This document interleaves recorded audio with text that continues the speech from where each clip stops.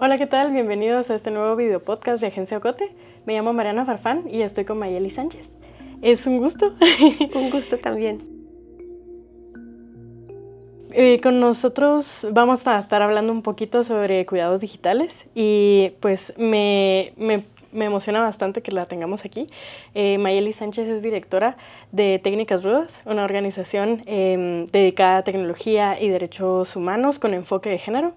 Me parece muy curioso el perfil. Es bióloga con un posgrado en ciencias del mar y limnología. Ay, ya lo dije bien, ¿verdad? Sí. Y pues al final terminó dedicándose al trabajo de la información y de los cuidados digitales. Me encanta esto. Y bueno, Mayeli, ¿cómo estás? ¿Cómo te encuentras? Muy bien, súper contenta de estar aquí, la verdad muy agradecida, también porque me gusta mucho todo el trabajo que se hace aquí en Ocote. Creo que es sí, es muy inspirador. Muchísimas gracias. No, y nos emociona mucho poder platicar contigo. Y regreso a lo del perfil. Creo que con eso quiero abrir la primera pregunta, porque me parece muy curioso. O sea, digamos, un perfil de una bióloga que generalmente las imaginamos siempre pues cerca de la naturaleza y que se terminara enamorando de la programación. Justo estaba leyendo una entrevista en donde mencionas que empezaste a interesarte en la programación cuando estabas estudiando biología, para tratar de entender los programas que utilizabas para tus investigaciones.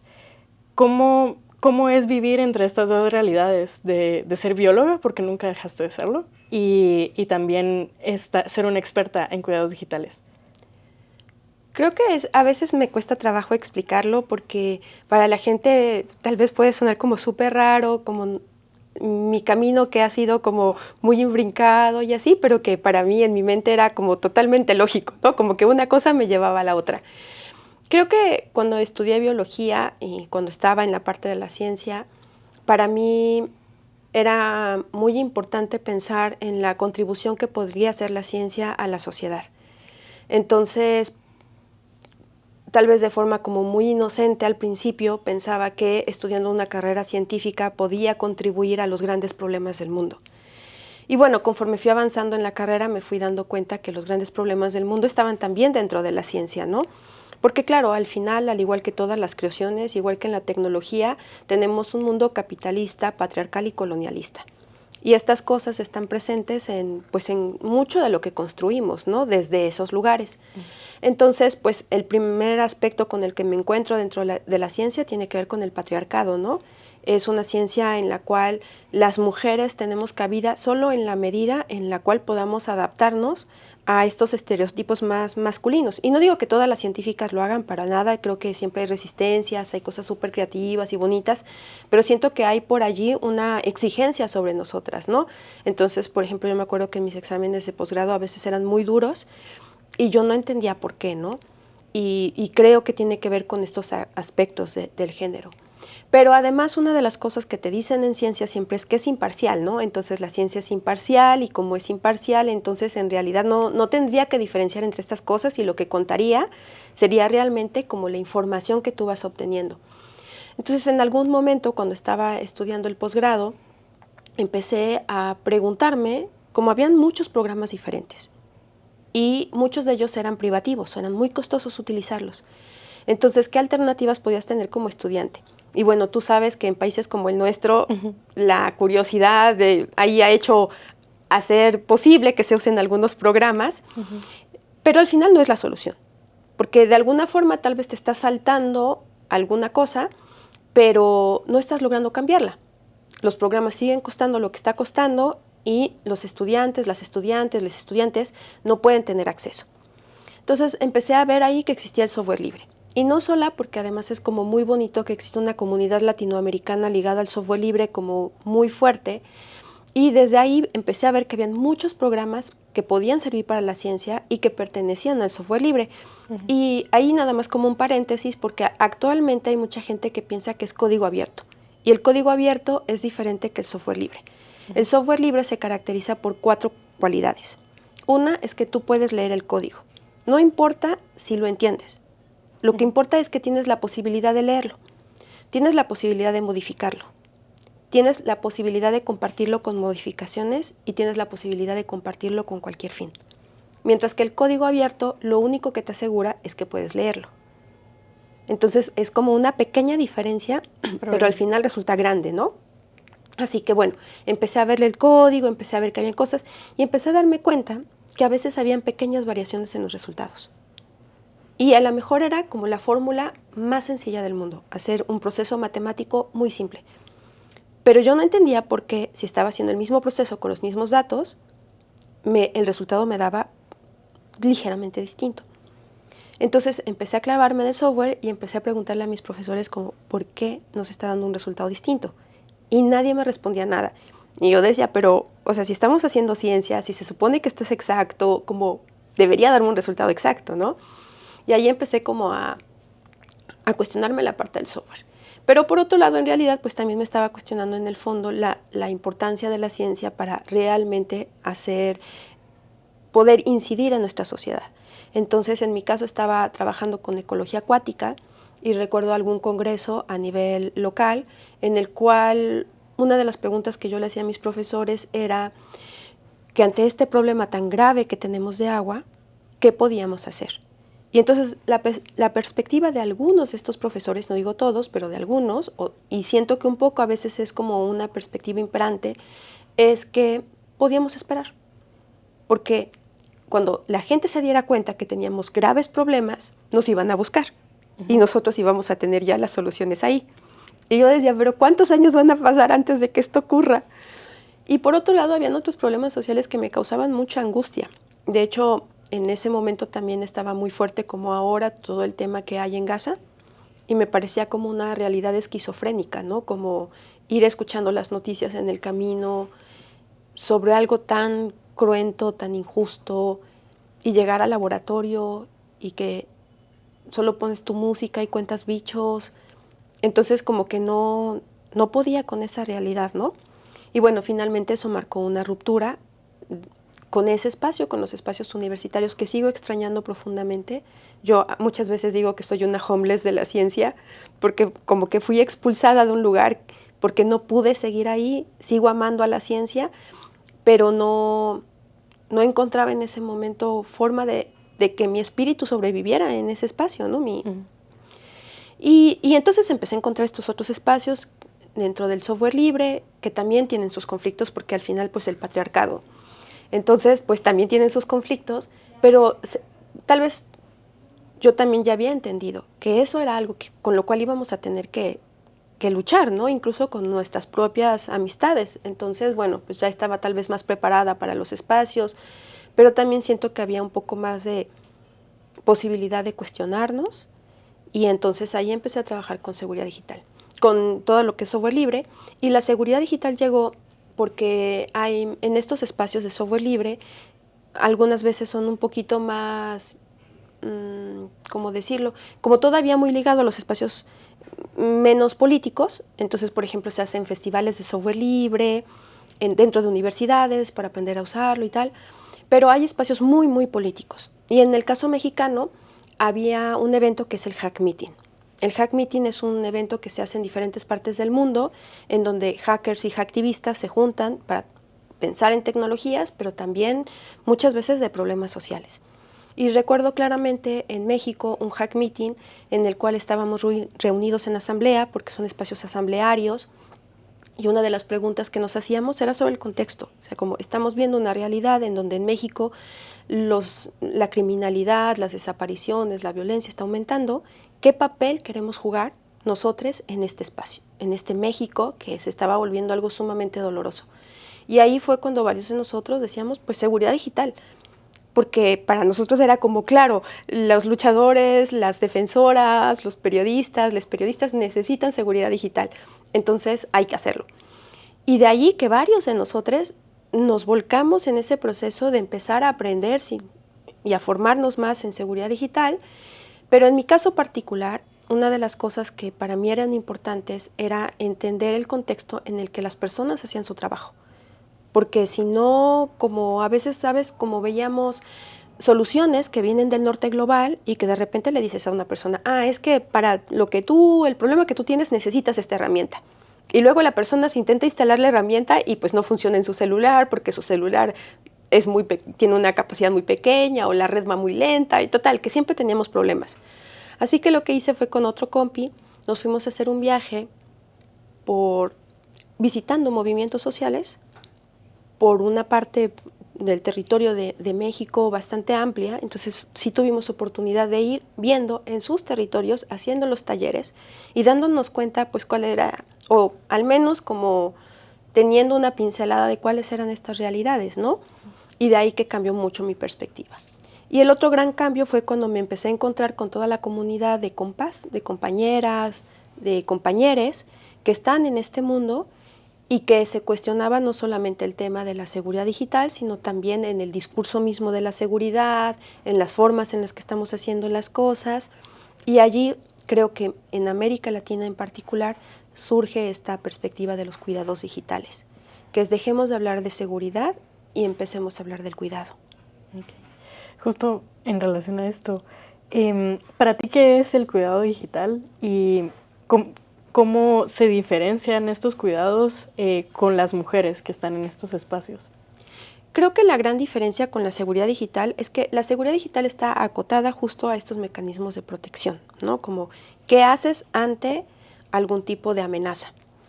Los cuidados digitales siento que es una mirada más extensa de cómo estamos usando las tecnologías. Entonces siento que te permite una mirada más comunitaria, también siento que te permite integrar aspectos que no forzosamente son digitales, como por ejemplo decidir apagar tu celular, decidir no usarlo. También creo que desde los cuidados no estás todo el tiempo como a la defensiva, ¿no? Como la seguridad me lleva inmediatamente, incluso corporalmente, a sentir que estoy como intentando, exacto, como bloqueando todo. Mientras que el cuidado para mí es también como hacerlo desde mí, como ponerme a mí en el centro o poner a mi comunidad en el centro para empezar a hacer las cosas. Y entonces los cuidados digitales me dan este lugar de cómo quisiera yo, cómo manejar esto y en relación con mi comunidad. Eso es como algo que me gusta mucho de los cuidados digitales. Entonces está más contextualizado, puede ser más amoroso, pueden no entrar palabras solamente como tan duras como las que utiliza la seguridad y pueden empezar a entrar otras. Y en particular, en el contexto en el que yo lo trabajo, creo que ha sido muy, muy importante justo por las violencias de género mediadas por tecnologías, ¿no? En las cuales muchas veces vemos que la seguridad de las defensoras, de las periodistas y de todas las personas como que están en el ámbito de lo no binario, cuestionando roles, o incluso que son históricamente discriminadas y marginalizadas, que también creo que muchas veces viven violencias similares, porque están expuestas a los discursos de odio, porque muchas veces no se les cree. Muchas de las violencias a veces vienen de las mismas personas con las que trabajas, de tus mismos compañeros. Entonces la mirada de los cuidados también nos permite no pensar que los problemas están solo afuera, visualizar que están adentro, y cuando empezamos a trabajar con esto y nos damos cuenta que existen estas violencias que se dan desde adentro y que también vienen de afuera, tratar de generar soluciones más creativas, ¿no? Desafortunadamente tenemos mucho en contra cuando estamos pensando en las violencias de género mediadas por tecnología, porque muchas de estas operan en aplicaciones, en plataformas que están a cargo de grandes transnacionales. Entonces estoy aquí, a veces ni siquiera quiero mencionar sus nombres por no darles más fama, ¿no? Pero todas sabemos de cuáles hablamos, ¿no? De estas plataformas que estamos utilizando para subir videos, compartir posts, compartir información, enviarnos mensajes. Y bueno, cuando hacemos un análisis de estas grandes empresas, nos damos cuenta que tienen características semejantes, son del norte global, están lideradas por hombres blancos, muchos de ellos que se perciben a sí mismos como hombres cis, y en donde incluso hay evidencias en su pasado de una gran misoginia. Entonces, ¿qué esperamos de estas plataformas en relación a el trato que nos dan, ¿no? Y cuando vamos viendo sus políticas, por ejemplo, en el caso de esta plataforma que tiene un pajarito, ¿no?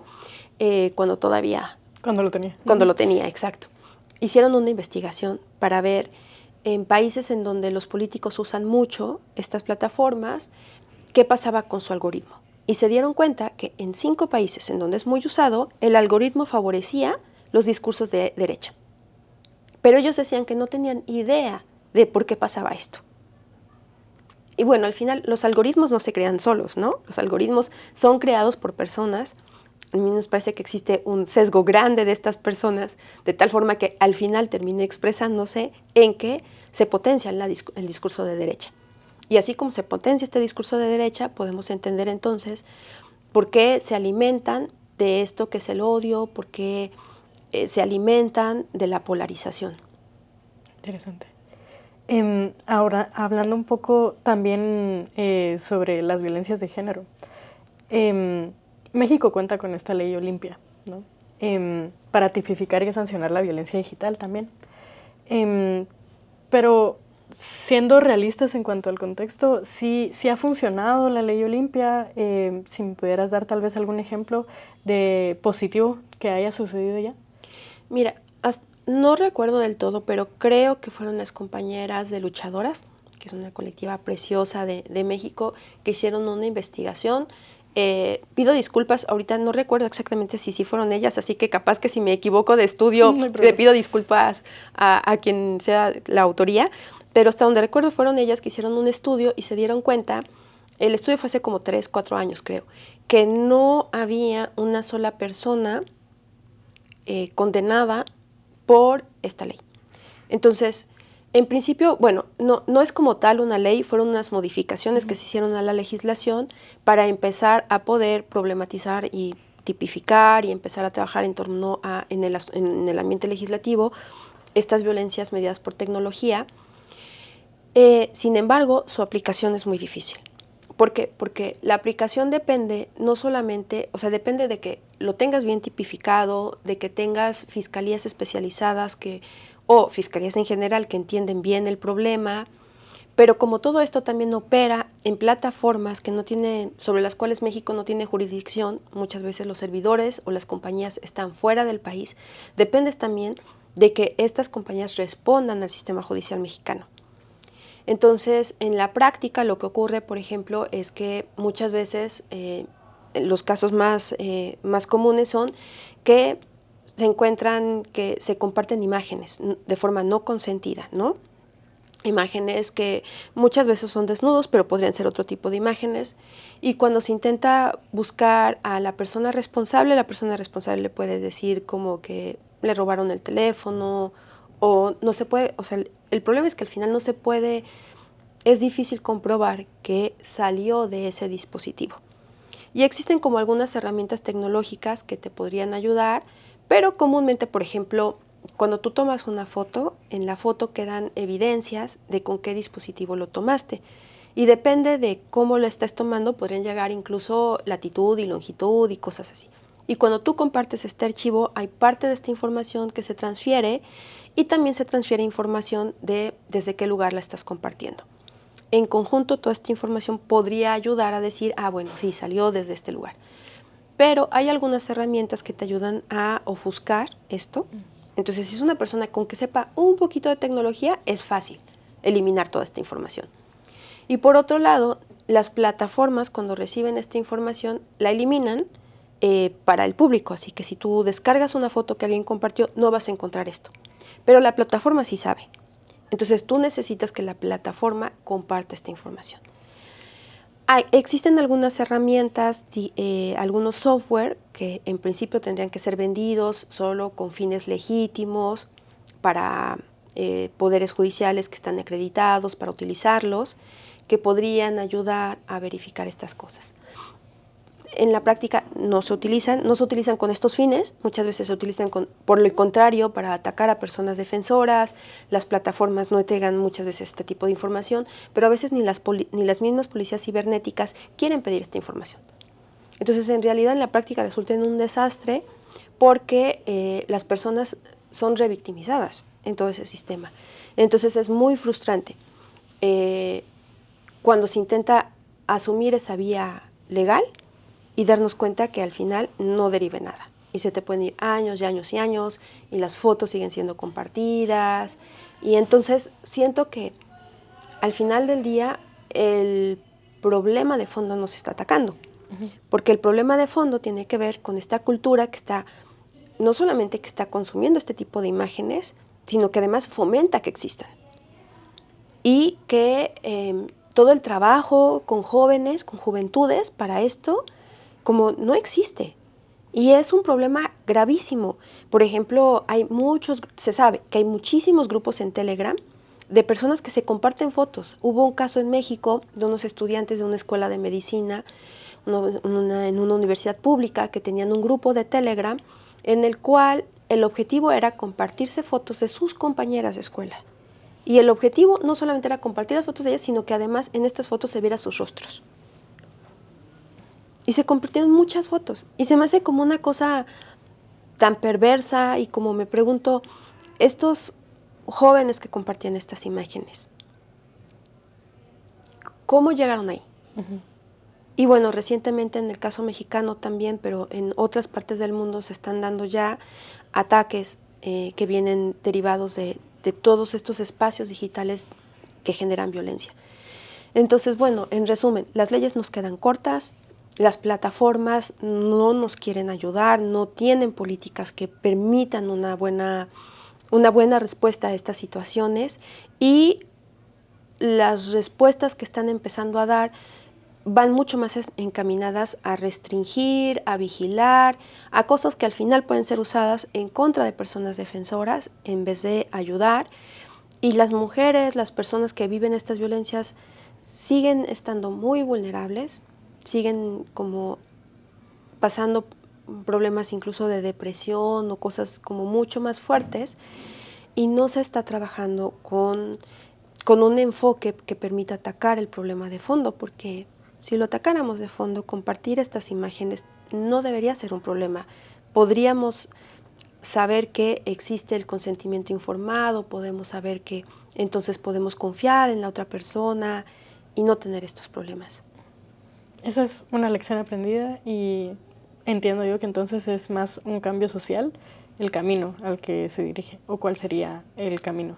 Justo en Técnicas Rudas, en el último año tuvimos un proyecto que nos gustó muchísimo, porque fue un proyecto encaminado para trabajar con jóvenes, con hombres, en edades universitarias.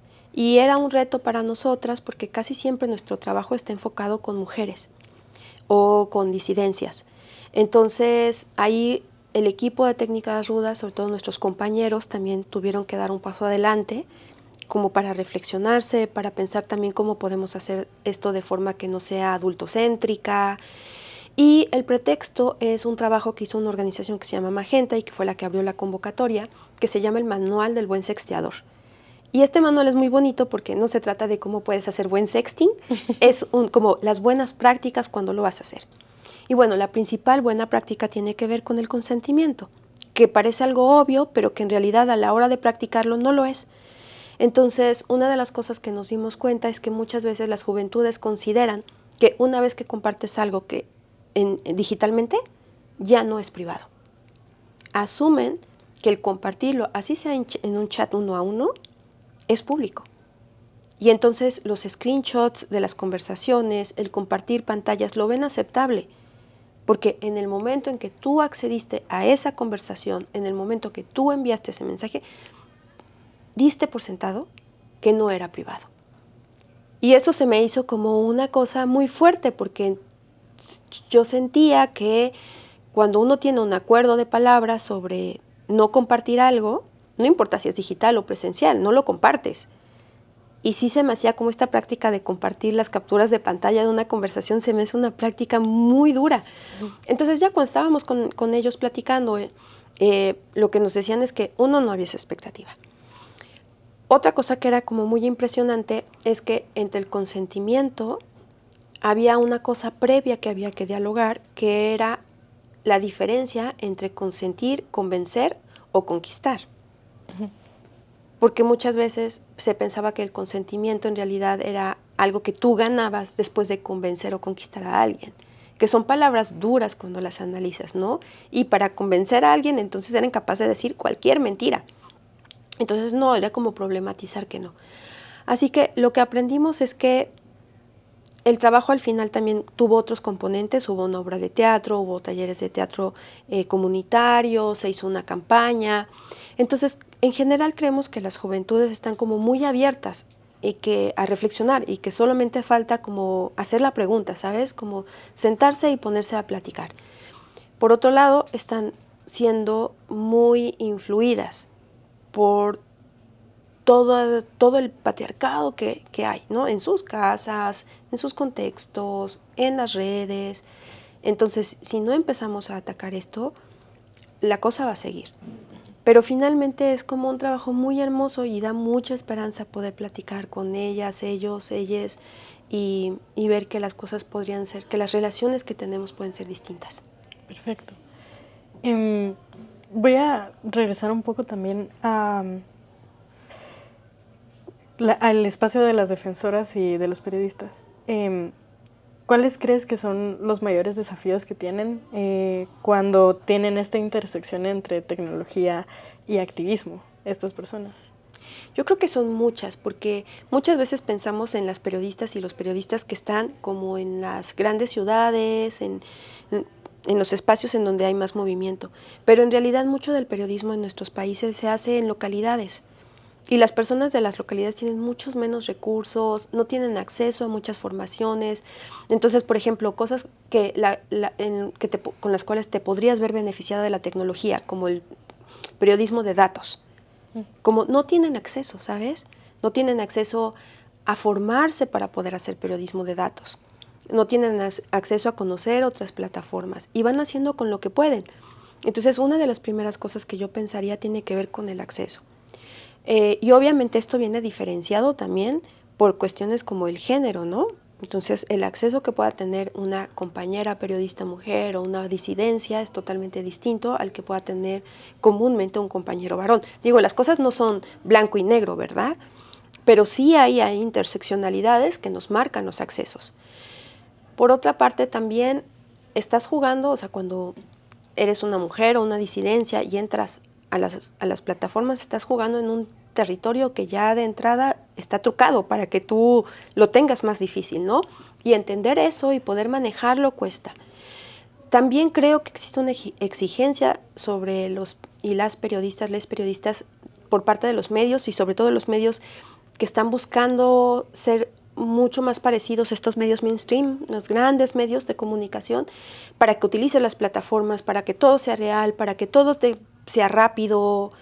Entonces todo eso crea un estrés sobre la persona para utilizarlo. Entonces actualmente la mayor parte de las periodistas tienen la necesidad de utilizar plataformas, redes sociodigitales para poder ser vistas y conseguir más trabajo.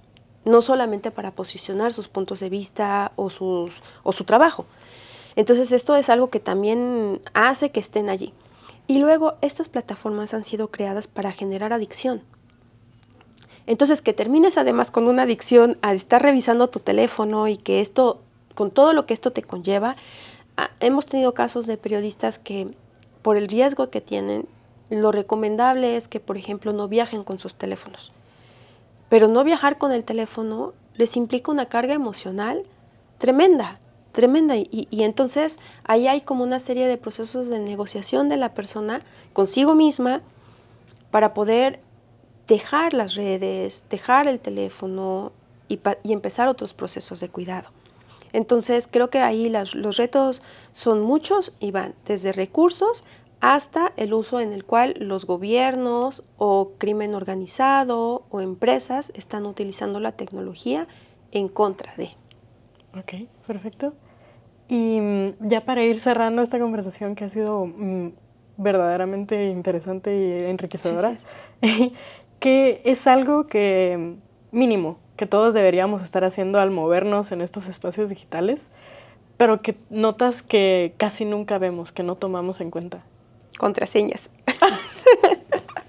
Muchas veces como utilizamos los teléfonos con una contraseña débil o sin contraseñas y el teléfono lo roban y entonces ahí se va toda la vida. Creo que, y además también cuando pones contraseñas como no sabes, la mitad de mi vida se me va en tratar de restaurar contraseñas.